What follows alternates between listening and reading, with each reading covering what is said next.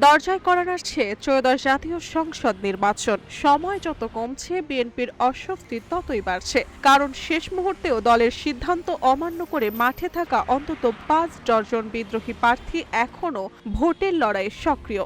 নির্বাচনী উত্তাপের সঙ্গে যোগ হয়েছে দলের ভেতরে এই অদৃশ্য চাপ।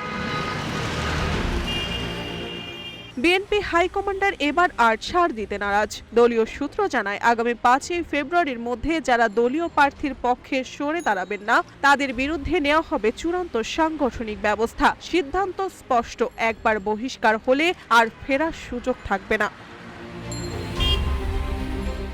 কিউব হোল্ডিংসের গল্পে সেই রেখাটি আঁকা হয়েছিল আজ থেকে ১ যুগ আগে। নকশাই আমাদের ভাষা। Cube holdings limited. এরই মধ্যে দল থেকে বহিষ্কার করা হয়েছে ৫৯ জন বিদ্রোহী নেতাকে। তবু এখনো প্রায় ৬০ থেকে ৬৫ জন প্রার্থী ভোটের মাঠে টিকে আছেন। সময় গণনার সঙ্গে সঙ্গে তাদের কেউ কেউ সরে দাঁড়ালেও পুরোপুরি নিয়ন্ত্রণে আসেনি পরিস্থিতি। বিদ্রোহী প্রার্থীদের অনেকেই বলছেন তারা দলীয় সিদ্ধান্ত মানতে প্রস্তুত, তবে তাদের প্রত্যাশা বিএনপির চেয়ারম্যান তারেক রহমান সরাসরি কথা বলবেন। কিন্তু দলীয় সূত্র জানায়, টানা প্রচারণা ও সফরের কারণে তারেক রহমান ব্যক্তিগত যোগাযোগ করতে পারছেন না এবং দলীয় সিদ্ধান্তের বাইরে যাবেন না।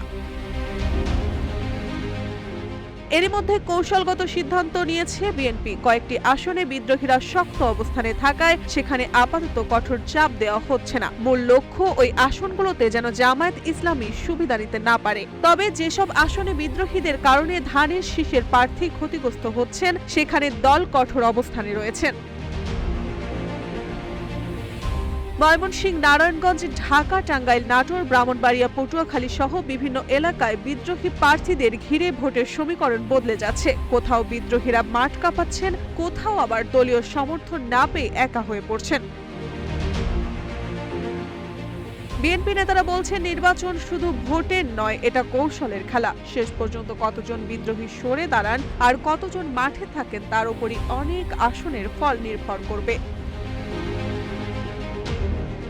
মার্জিয়া মৌ, রূপালী বাংলাদেশ।